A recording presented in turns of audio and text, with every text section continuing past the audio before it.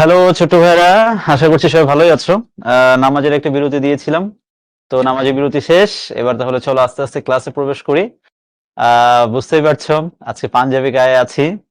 আসলে তোমরা ইতিমধ্যে হয়তো ফেসবুকেও দেখেছো, আমরা শিকড় পক্ষ থেকে বসন্তকে বরণ করে নিলাম। তো তোমাদের সবাইকে ক্লাসের শুরুতে শুভ বসন্ত জানাচ্ছি। আসলে বসন্ত এটা উদযাপনের বিষয় না, বিষয়টা হচ্ছে যে এটা আমাদের বাঙালি যে কালচার বা ট্রেডিশন, এটার একটা অংশ হয়ে গেছে এই বিষয়গুলো এখন উদযাপন করা। এখন তার মানে এই বিষয়টা না, যে বিষয়টা এমন না যে আমাকে উদযাপন করতেই হবে, ঠিক আছে?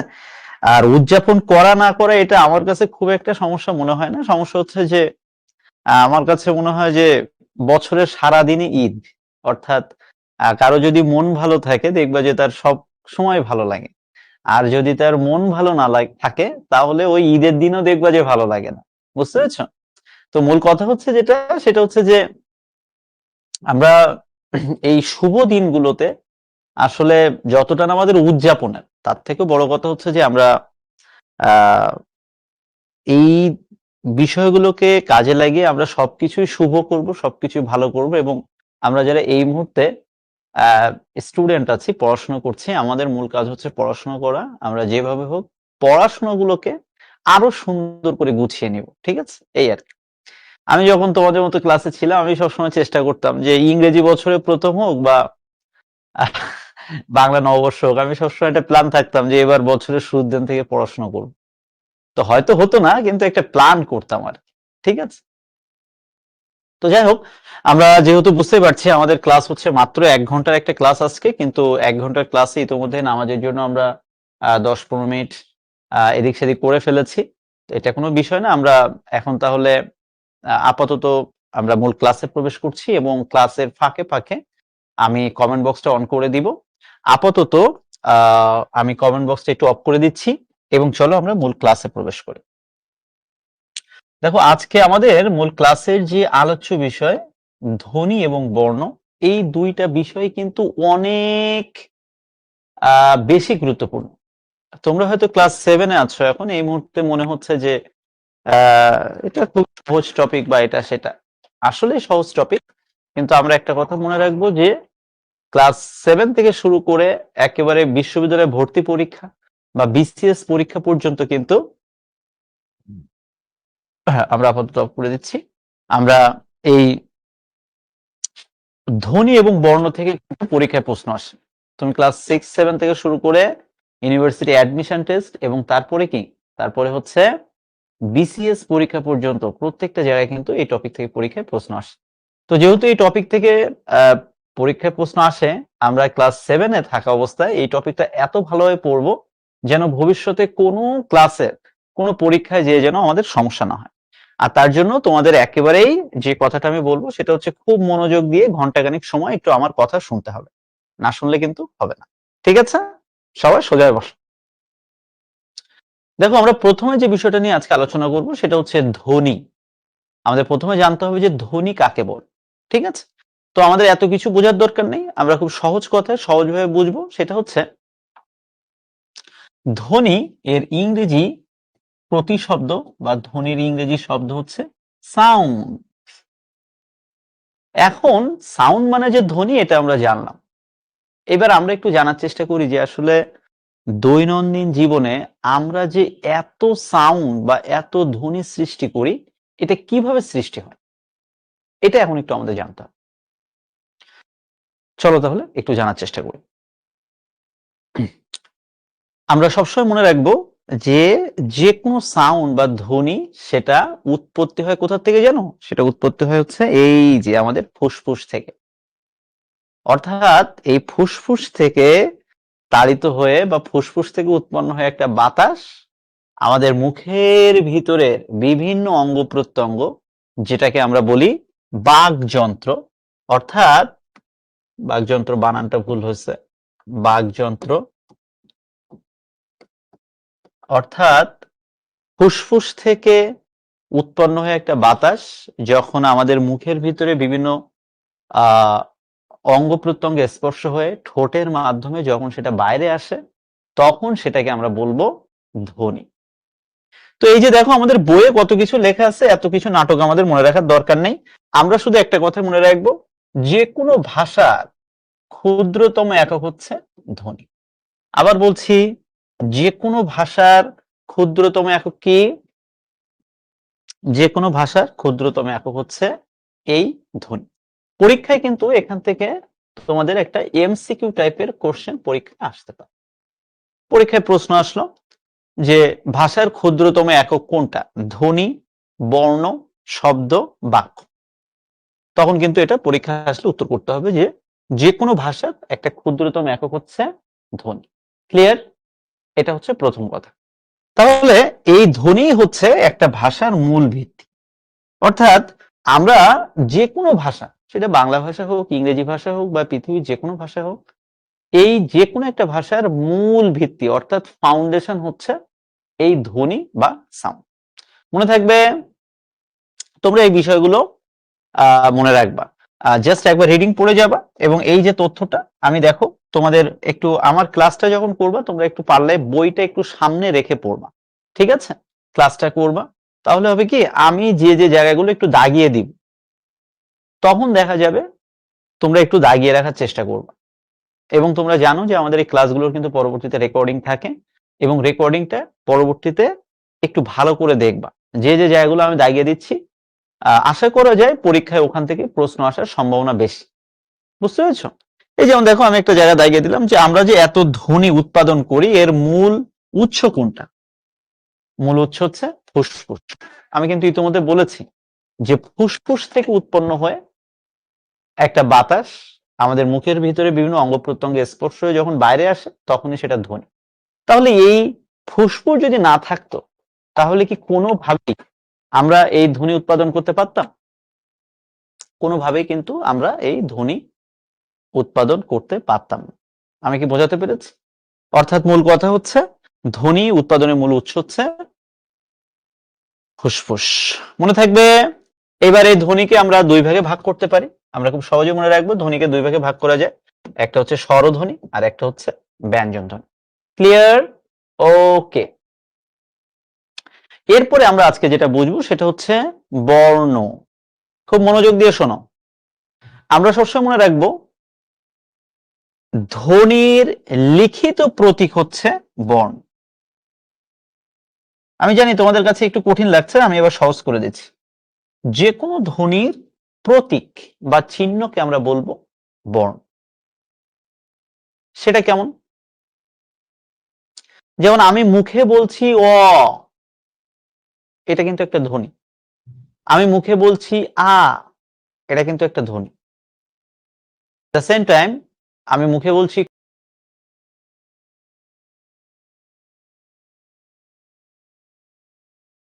ক, খ, এটা কিন্তু একটা একটা ধ্বনি। কিন্তু এই ধ্বনিগুলোকে যখন আমি এরকম লিখছি, সাপোজ আমি এই যে লিখলাম এটা অ, তাহলে কি হলো? আমি মুখে যখন বলছি অ তখন সেটা হলো ধ্বনি, কিন্তু যখন আমি ওই ধ্বনিটা লিখছি তখন সেটা হয়ে গেল বর্ণ। এই অ হচ্ছে বর্ণ। আমি মুখে বললাম ক,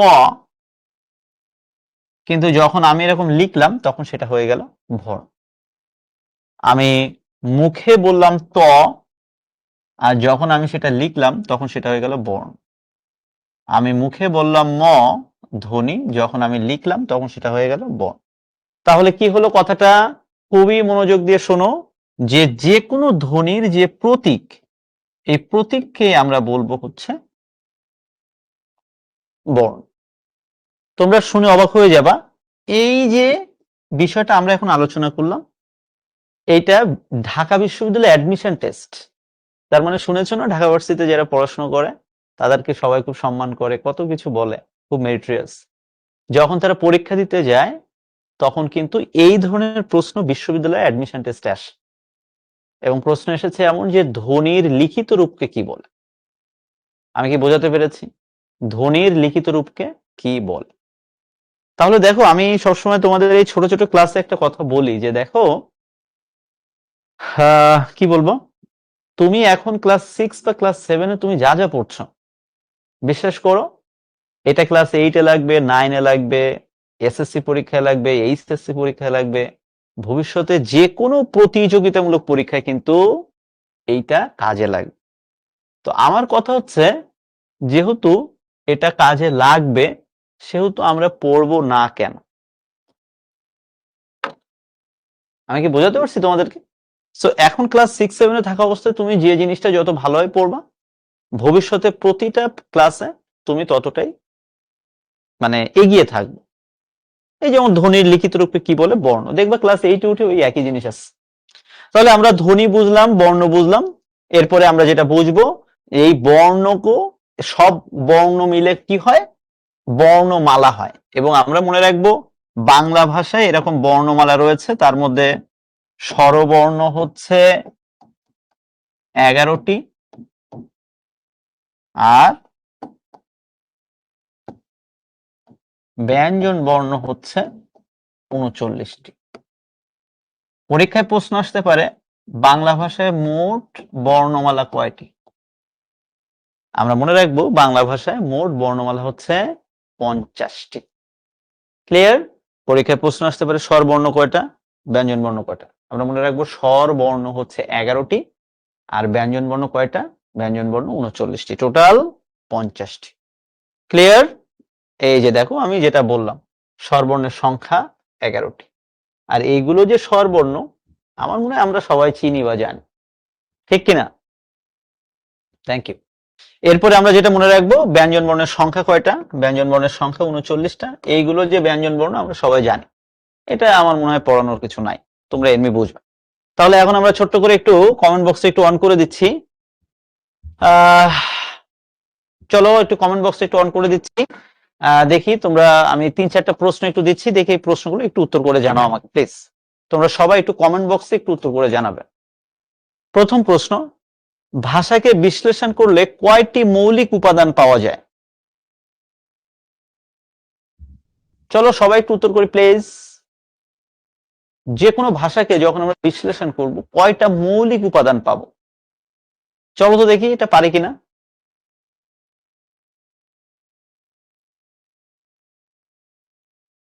থ্যাংক ইউ। এই যে তোমরা দেখছো অনেক, আসলে অনেক ভালো স্টুডেন্ট, এই জন্য তোমরা ইতিমধ্যেই বইটা একটু হলো পড়েছো। আমি দেখো বই থেকে কিন্তু সরাসরি উত্তরটা নিয়ে নিয়েছি বা প্রশ্নটা নিয়েছি, যে বাংলা ভাষা বা যে কোনো ভাষাকে বিশ্লেষণ করলে 4টি মৌলিক উপাদান পাওয়া যায়। সেই 4টি কি কি?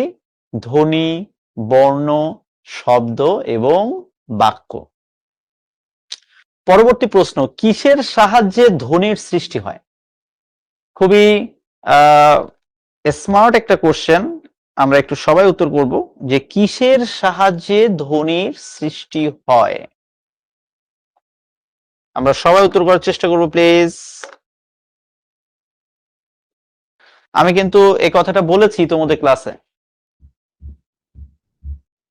একেবারে সহজ প্রশ্ন, আমার মনে হয় এটার জন্য বই পড়া লাগে না, এটা আমরা এমনি চেষ্টা করলে অ্যান্সার করতে পারব।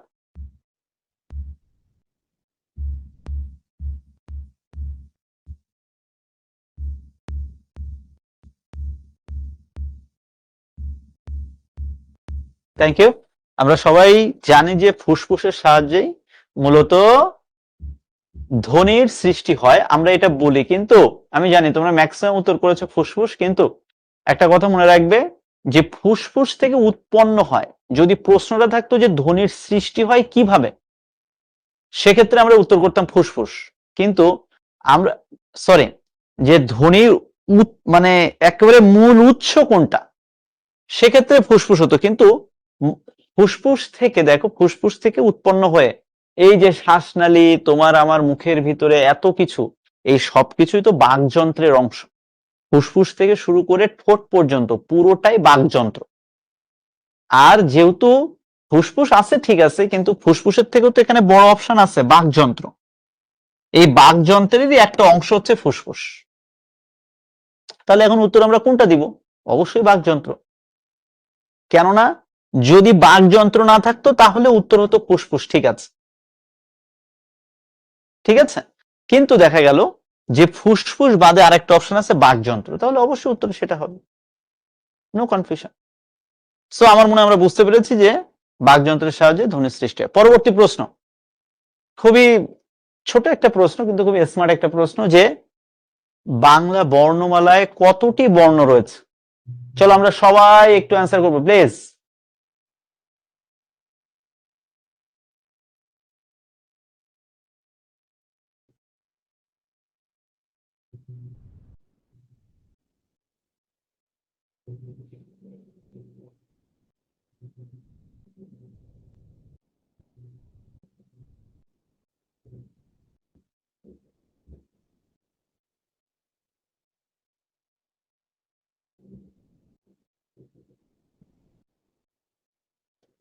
Thank you. আমরা সবাই জানি বাংলা বর্ণমালায় মোট বর্ণ রয়েছে 50টি। Thank you. পরবর্তী প্রশ্ন, কোন ভাষার বর্ণ সমষ্টির সুনির্দিষ্ট সাজানো ক্রমকে কি বলে? অর্থাৎ বর্ণ সমষ্টি যখন সুনির্দিষ্টভাবে সাজানো থাকে তখন সেটাকে আমরা কি বলবো আসলে? আমরা একটু সবাই উত্তর করবো প্লিজ।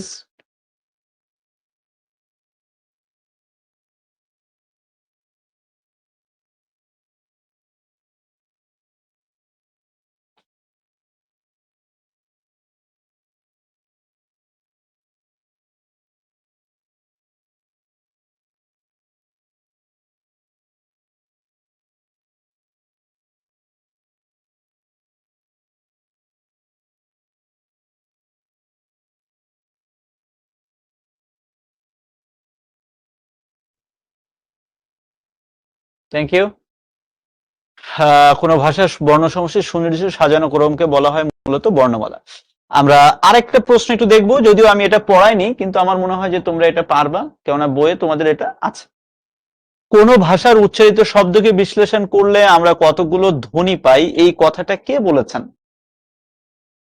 আমি কিন্তু এটা একটু আগে তোমাদের পড়াইনি, কিন্তু আমি জানি যে তোমরা মোটামুটি বই পড়েছো। বইয়ে কিন্তু সরাসরি বই থেকে এই প্রশ্নটা তুলে ধরেছি। এটা বলেছে হচ্ছে ডক্টর সুনীতি কুমার চট্টোপাধ্যায়। ঠিক আছে, ডক্টর সুনীতি কুমার চট্টোপাধ্যায় বলেছেন যে কোন ভাষার উচ্চারিত শব্দকে বিশ্লেষণ করলে আমরা কতগুলো ধ্বনি পাই, যেটাকে ব্যাখ্যা করেছেন ডক্টর সুনীতি কুমার চট্টোপাধ্যায়। তো যাই হোক, এটা পরীক্ষায় হয়তো অতটা আসবে না। এখন এই যে আমরা উচ্চারণ করছিলাম এতক্ষণ, বা আমরা এখন কমেন্ট বক্সটা একটু অফ করে দিচ্ছি আবার, আমরা এতক্ষণ বলছিলাম স্বরধ্বনি ব্যঞ্জন ধ্বনি। এখন আমরা সেই স্বরধ্বনি এবং ব্যঞ্জন ধ্বনির যে ক্লাসিফিকেশন বা শ্রেণীবিভাগটা রয়েছে, এটা আমরা একটু অল্প অল্প করে একটু পড়ব। প্রথমে আমরা মনে রাখবো যে স্বরধ্বনিগুলোকে মূলত দুইটা ভাগে ভাগ করা যায়, একটা হচ্ছে হ্রস্ব স্বর আর একটা দীর্ঘস্বর। ঠিক আছে, এটা জাস্ট আমরা একবার রিডিং পড়ে গেলাম। তো এরপরে আমরা যেটা মনে রাখবো যে ব্যঞ্জন ধ্বনিগুলোর শ্রেণী বিভাগে যখন আমরা যাব, আমরা মনে রাখবো যে ব্যঞ্জন ধ্বনিকে মূলত তিনটা ভাগে ভাগ করা যায়। ব্যঞ্জন ধ্বনিগুলোকে কয়টা ভাগে ভাগ করা যায়? ব্যঞ্জন ধ্বনিগুলোকে মূলত তিনটা ভাগে ভাগ করা যায়। একটা হচ্ছে স্পর্শ ধ্বনি, একটা হচ্ছে অন্তস্থ ধ্বনি এবং আরেকটা হচ্ছে উষ্ম ধ্বনি। ওকে, স্পর্শ ধ্বনি কাকে বলে এত কিছু আমাদের মনে রাখার দরকার নাই, আমরা খুব সহজে মনে রাখবো। তোমাদের জন্য আমি একটা শর্টকাট করে দিয়েছি। ক থেকে ম পর্যন্ত এই 25টি ধ্বনিকে স্পর্শ ধ্বনি বলে। আবার বলছি, পরীক্ষা এখান থেকে এমসিকিউ প্রশ্ন আসতে পারে। ক থেকে ম পর্যন্ত এই যে 25টি ধ্বনি, এই 25টা ধ্বনিকে বলা হয় স্পর্শ ধ্বনি।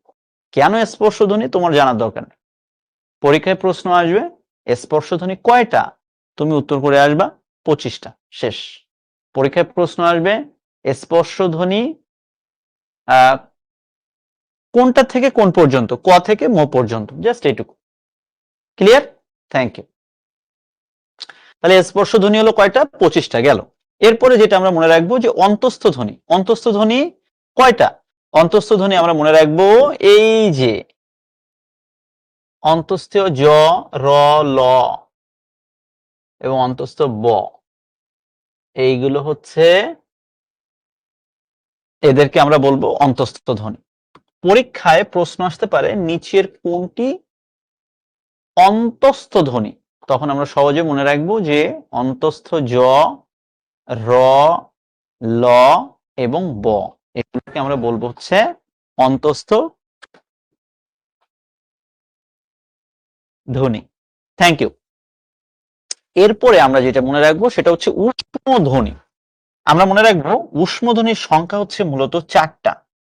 সুন্দর করে মনে রাখবো উষ্মধ্বনি কয়টা? 4টা। তালব্য স, মূর্ধন্য স, দন্ত স এবং হ। পরীক্ষার জন্য এটা কিন্তু অনেক বেশি গুরুত্বপূর্ণ। পরীক্ষা এখান থেকে প্রশ্ন আসতে পারে। মূল কথা হচ্ছে যে সকল ধ্বনি উচ্চারণ অনেকক্ষণ টেনে রাখা যায়, যেমন তুমি বললে হ, একটু আমার সাথে উচ্চারণ করো। আশেপাশে হয়তো কেউ একটু তোমাকে বলবে মনে হয় একটু পাগল হয়ে গেছো তুমি, বলুক, তাতে কিছু যায় আসে না। তুমি একটু বলো হ, তুমি বলো দন্ত স, এগুলো একটু নিজে উচ্চারণ করতে যে দেখো, যতক্ষণ খুশি তুমি এই ধ্বনিগুলোর যে সাউন্ড, এই সাউন্ড বা ধ্বনিটা তুমি ততক্ষণ টেনে রাখতে পারছো। তো যেহেতু তুমি এটা টেনে রাখতে পারছো, দ্যাটস আমরা এটাকে বলছি উষ্ম ধ্বনি।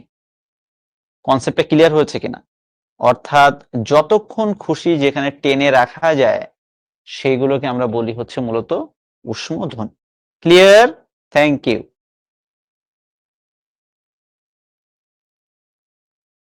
এবং আমরা মনে রাখবো উষ্মধ্বনিকে কি বলে? উষ্মধ্বনিকে শীষ ধ্বনিও বলা হয়। আশা করছি বিষয়টা বুঝতে পেরেছো। পরবর্তী প্রশ্ন, এটা তোমাদের কাজে লাগবে না। আমরা একটা শর্টকাট কথা এখান থেকে পরীক্ষায় এমসিকিউ টাইপের পরীক্ষায় প্রশ্ন আসতে পারে। তোমরা অবশ্যই বাড়িতে যখন পড়বা, বাসায় যখন পড়বা, এই স্লাইডটা খুব সুন্দর করে পড়বা।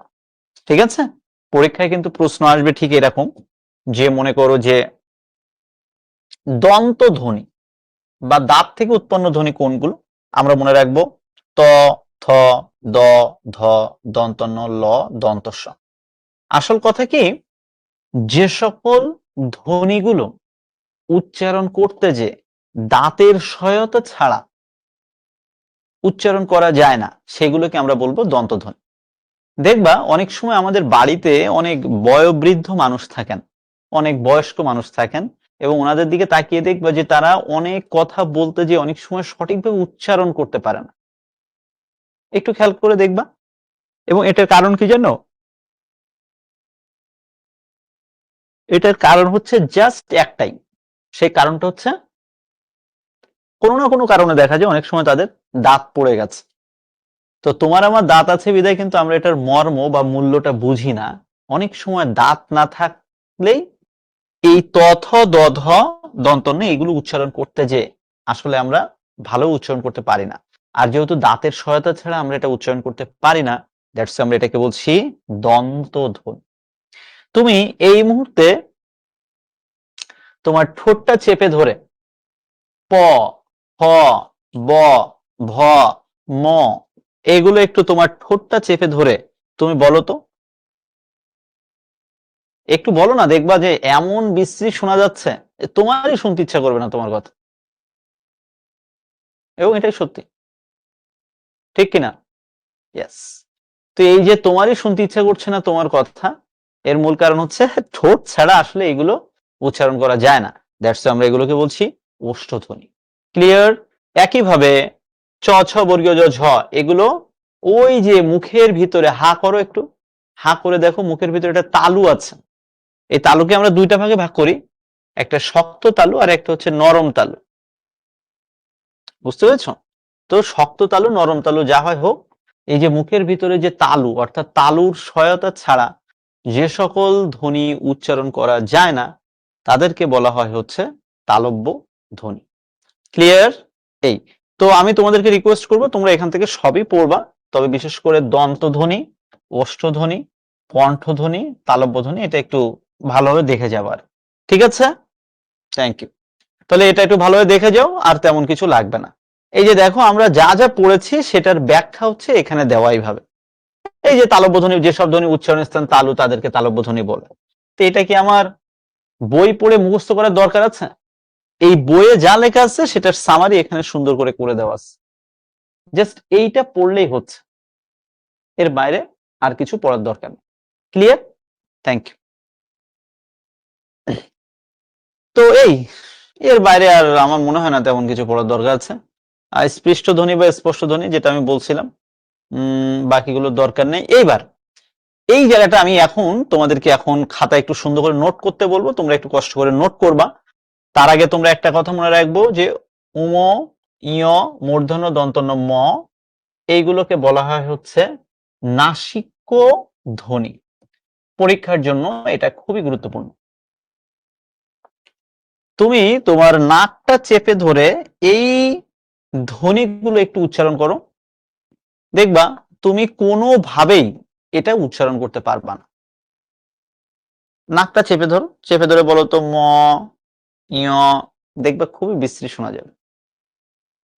তো যে সকল ধ্বনি উচ্চারণ করতে যে আমরা নাকের সহায়তা ছাড়া উচ্চারণ করতে পারি না, তাদেরকে আমরা বলবো হচ্ছে নাসিক্য বা অনুনাসিক ধ্বনি। আমি কি বোঝাতে পেরেছি? নাসিক্য বা অনুনাসিক ধ্বনি কোনগুলো? জাস্ট এইগুলো, নাকের সহায়তা ছাড়া যেগুলো কোনোভাবেই উচ্চারণ করা যায় না। ক্লিয়ার? ওকে, এবার দেখো আমাদের বইয়ে কি আছে। আমাদের বইয়ে আছে অঘোষ, ঘোষ, অল্পপ্রাণ, মহাপ্রাণ। এখন এই জায়গাটা আমি একটু আমার মতো করে সুন্দর করে নোট করে দিচ্ছি। আমি তোমাদেরকে রিকোয়েস্ট করব তোমরা এখন এই নোটটা একটু খাতায় লিখে নাও, এবং আমি গ্যারান্টি দিয়ে বলে দিচ্ছি এখনই, এটা চ্যালেঞ্জ থাকলো, এখন যেটা আমি নোট করে দিব এখান থেকে তোমার পরীক্ষায় তো প্রশ্ন আসবেই, পাশাপাশি 2-3 বছর পরে যখন এসএসসি পরীক্ষা দিতে যাবা তুমি মোটামুটি নিশ্চিত থাকো আমি এখন যেটা নোট করে দিব এখান থেকে পরীক্ষায় প্রশ্ন হবে। ঠিক আছে? তো যেহেতু পরীক্ষায় প্রশ্ন হবে সেহেতু এই জায়গাটা আমরা একটু সুন্দর করে নোট করে নিই, কেমন ভাইয়েরা? ওকে,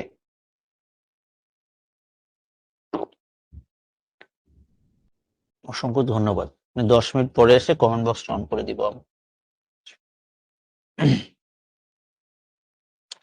তাহলে চলো আমরা আপাতত কমেন্ট বক্সটা আর অন করছি না, আমি আগে এটা সুন্দর করে বুঝিয়ে নিই, তারপরে যদি তোমরা না বুঝে থাকো আমি কমেন্ট বক্সটা অন করে দিব, তখন আমাকে বলবা যে স্যার বা ভাই বুঝতে পারেন।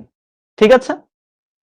তোমরা স্যার বলবা কি ভাই বলবা তো বুঝতে পারছি না, আচ্ছা তোমার যা খুশি মন চায় বলো, ঠিক আছে? আমি তো তোমাদের বড় ভাইয়ের মতোই নাকি? আচ্ছা, তো চলো তাহলে আমরা আস্তে আস্তে শুরু করি, সেই ছোট্টবেলার মতো ছোট ক্লাসে চলে যাই। চলো আমরা এখন সবাই একটু লিখবো ক। আমার হাতের লেখা খুব একটা ভালো না, ভালো হওয়ারও খুব একটা দরকারও নাই জীবনে, তবে তোমরা বুঝতে পারলেই হবে। তোমরাও লেখো ক খ গ ঘ উম। আমি যেভাবে লিখছি তাড়াতাড়ি লিখে ফেলো।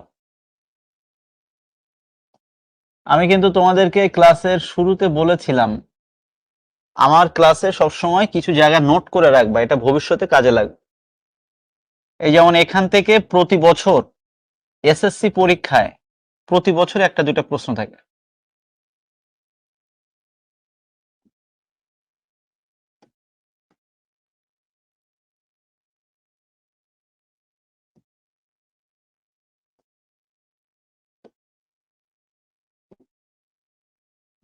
তাহলে আমার কথা, আমি যদি ক্লাস 6 বা 7-এ ভালোভাবে এটা বুঝতে পারি, তাহলে ক্লাস 10-এ উঠে আমার কেন পড়তে হবে? কোনো পড়ার দরকার নেই, এমনি পারবা।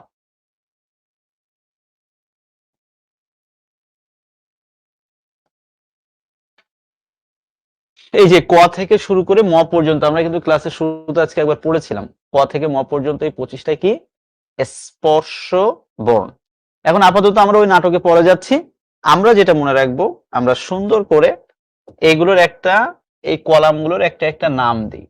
এটা মনে করো 1 নাম্বার কলাম, এটা 2 number column, 3 number column, 4 number column, এটা হচ্ছে 5 নাম্বার কলাম। একটা একটা নাম দিলাম, ঠিক আছে? এবার খাতায় সুন্দর করে এটা একটু নোট করো। তোমাদের যদি কোনো বড় ভাইয়েরা থাকে যারা আবার এসএসসি পরীক্ষা দিবে, তাদেরকেও এটা দেখাবা এবং বলবা যে ভাইয়া বলছে এখান থেকে পরীক্ষায় প্রশ্ন আসবে, তুমি সুন্দর করে দেখে নাও। ঠিক আছে? শর্টকাটটা দেখিয়ে দিচ্ছি, ওদেরকে বলবা এটা পড়তে, দেখবা যে এখান থেকে পরীক্ষায় প্রশ্ন আসবে। আমরা যেটা মনে রাখবো, খাতায় সুন্দর করে লিখি, 1 নাম্বার কলাম আর 3 নাম্বার কলাম, এটা হচ্ছে অল্প প্রাণ। অল্প প্রাণ কাকে বলে আমরা পরে যাচ্ছি, আপাতত লিখে রাখো। 1 আর 3 অল্প প্রাণ, আর 2 নাম্বার কলাম 4 নাম্বার কলাম মহাপ্রাণ।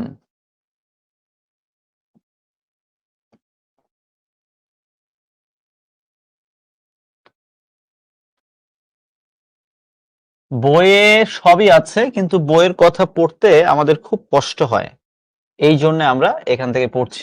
1 3 অল্প প্রাণ, 2 4 মহাপ্রাণ। 1 নাম্বার, 2 নাম্বার হচ্ছে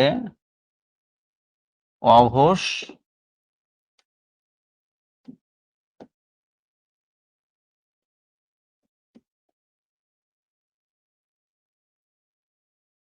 ঘোষ। আমরা একটু দ্রুত লিখবো, কেননা আমাদের ক্লাসের সময় কিন্তু আস্তে আস্তে কমে আসছে, আর 5 সব সময় নাসিক্য।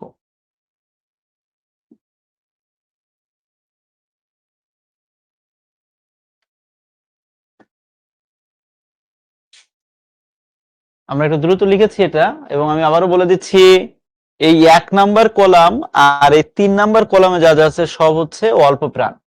পরীক্ষায় প্রশ্ন আসবে বর্গীয় জ, এটা কি অল্প প্রাণ নাকি মহাপ্রাণ? তখন তোমার যদি এটা মাথায় থাকে যে স্যার যেভাবে শিখিয়ে দিয়েছিলেন, 1 নাম্বার কলাম আর 3 নাম্বার কলামে যা আছে সব হচ্ছে অল্প প্রাণ।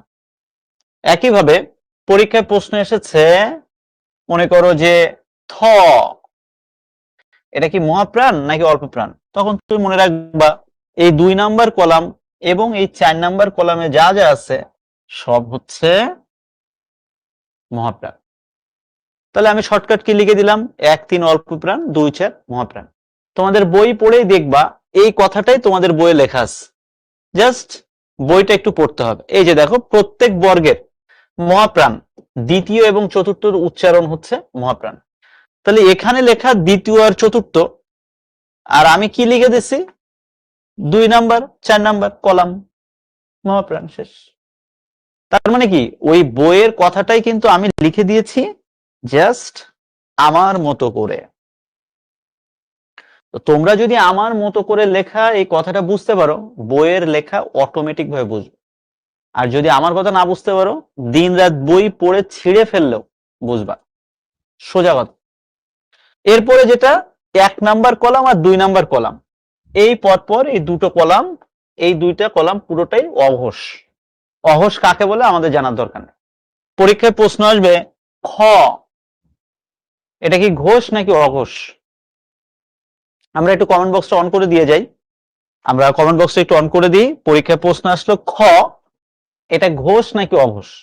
তাহলে তোমার সহজে মনে রাখতে হবে, কি মনে রাখতে হবে, ওই যে শিখিয়ে দিয়েছিল 2 নাম্বার কলামে যা আছে অঘোষ, সুতরাং অঘোষ। পরীক্ষায় প্রশ্ন এসেছে আমাদের সবার প্রিয় হচ্ছে মা, এই ম, ম কি ঘোষ নাকি অঘোষ? আমরা মনে রাখবো 3 4 5 ঘোষ, তার মানে এটা ঘোষ। সো আবার বলছি, 1 নাম্বার 2 নাম্বার অঘোষ, 3 4 5 ঘোষ।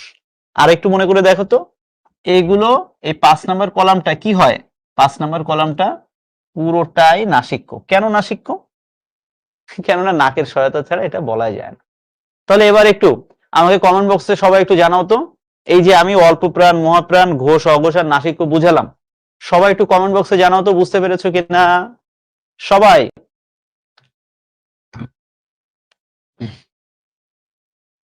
সবাই বুঝতে পেরেছো?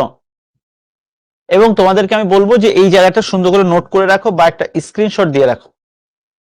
আর তোমাদের সাথে অনেক গার্জিয়ান বা তোমাদের অনেক বড় ভাইয়ারা বোনেরা আছেন, তাদেরকে বলে রাখি যে আমি ক্লাসে যেটুকু পড়াই, এটার মধ্যে যদি কোথাও কোনো সমস্যা থাকে, যে আমি এটা বুঝতে পারছি না, তোমরা একটা কাজ করবা, তোমরা আমাকে মেনশন করে প্রয়োজনে আমাকে মেসেঞ্জারে নক করে জানাতে পারো যে এটা বুঝতে পারেনি, বা ওই যে আমাদের শিখবো জিতবো গ্রুপ আছে, বা আমাদের দেখবা তোমরা হচ্ছে প্যারেন্টস অ্যান্ড টিচার্স ফেসবুকে কিন্তু একটা গ্রুপ হয়েছে, এখানেও জানাবা, জাস্ট ছবি তুলে যে আমি এটা বুঝতে পারিনি, আমি বুঝিয়ে দিব, নো প্রবলেম। মানে মূল কথা হচ্ছে যে একটু অ্যালার্ট থাকবো। Thank you. Okay okay, so আমি তোমাদের সবার নাম এই মুহূর্তে বলছি না, আমি বুঝতে পারছি তোমরা মোটামুটি সবাই বুঝতে পেরেছো, এবং যে বুঝতে পেরেছো এই জন্য অসংখ্য ধন্যবাদ। বাড়িতে একটু পড়ো, বাসায় একটু পড়লে দেখবা এটা আরো অনেক সহজ হয়ে যাবে। আমি তাহলে আরেকবার বলছি, 1-3 অল্প প্রাণ, 2-4 মহাপ্রাণ, 1-2 অঘোষ, 3-4-5 ঘোষ। Thank you. আমি যেটা বলেছি সেটাই দেখো এখন বইয়ে লেখা আছে,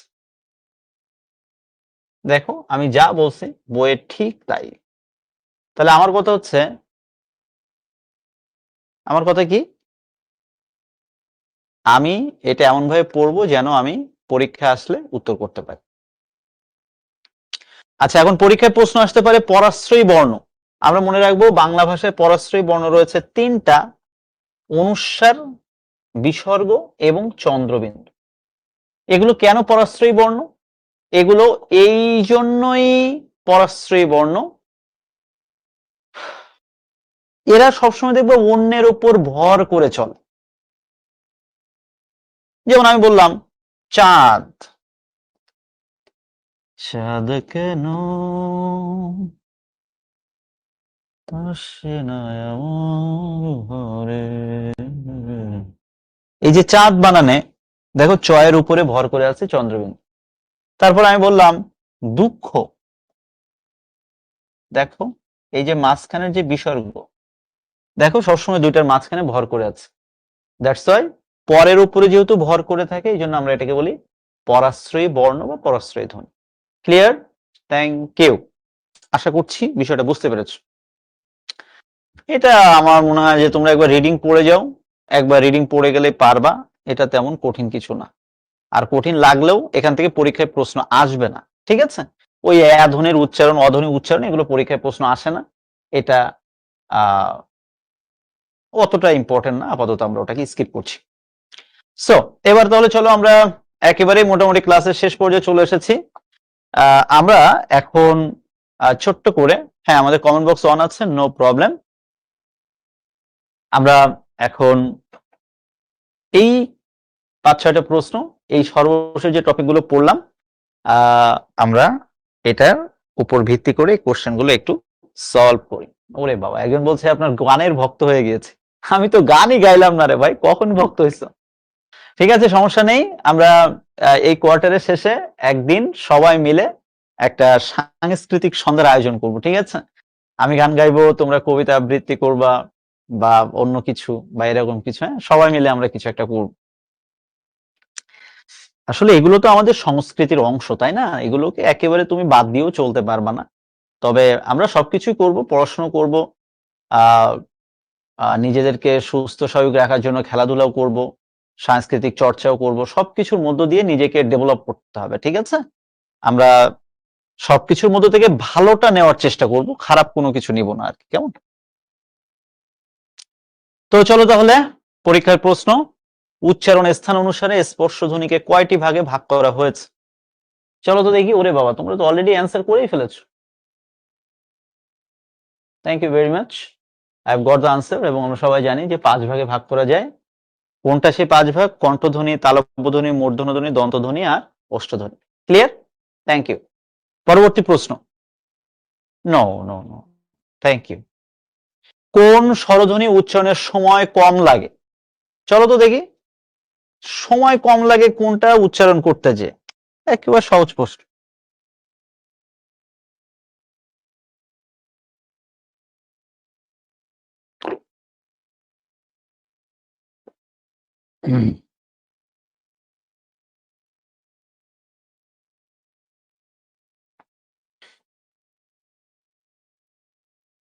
থ্যাংক ইউ। আমরা মনে রাখবো যে হ্রস্ব স্বরধ্বনিগুলো উচ্চারণ করতে যেয়ে আমাদের সবসময় সময় কম লাগে। ওই যে ধ্বনির সময় বলছিলাম না, হ্রস্ব ধ্বনি এবং দীর্ঘ ধ্বনি যেগুলো। তো এই পরবর্তী প্রশ্ন, ঘোষ ধ্বনিকে অন্য কি নামে বলা যায়? ঘোষ ধ্বনিগুলোর অন্য কি নাম বলো তো দেখি। একটু শর্টকাটে আমরা চিন্তা করি। 1 আর 3 ছিল অল্প প্রাণ। তাহলে সেই, আচ্ছা দেখি তোমরা অ্যান্সার করতে পারো কিনা, তারপরে আমি দেখা দিচ্ছি। সবাই অ্যান্সার করি আমরা প্লিজ।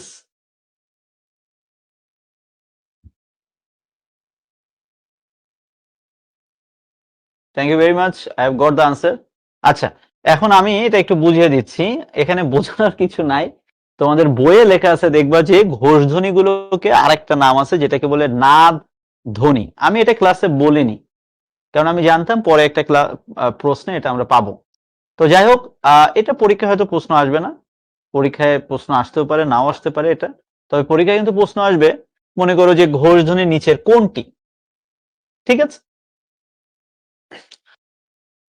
আচ্ছা, অঘোষ ধ্বনিকে অন্য কি নামে বলা যায়? ঘোষ ধ্বনিকে নাদ ধ্বনি যদি বলে, তাহলে অঘোষকে কি বলে? চলো তো দেখি, আমরা একটু দেখে আসি।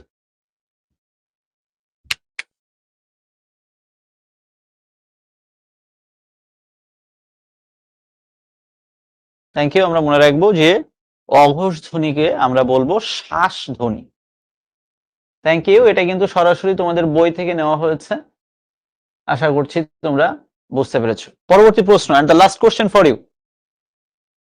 এটা একটু কঠিন প্রশ্ন হয়ে গেল তোমাদের জন্য, এটা একটা বিসিএস এর প্রশ্ন। সো বিসিএস পরীক্ষায় মনে করো ভবিষ্যতে আমরা বিসিএস পুলিশ হব, ম্যাজিস্ট্রেট হব, কত কিছু হব। এই প্রশ্ন এখন যারা উত্তর করতে পারবা, আপাতত আমরা আজকে রাতের জন্য বিসিএস ক্যাডার হয়ে যাব। ঠিক আছে। তো প্রশ্নটা হচ্ছে, প্রমিত বাংলা উচ্চারণে মৌলিক স্বরধ্বনির সংখ্যা কয়টি? দেখি কে কে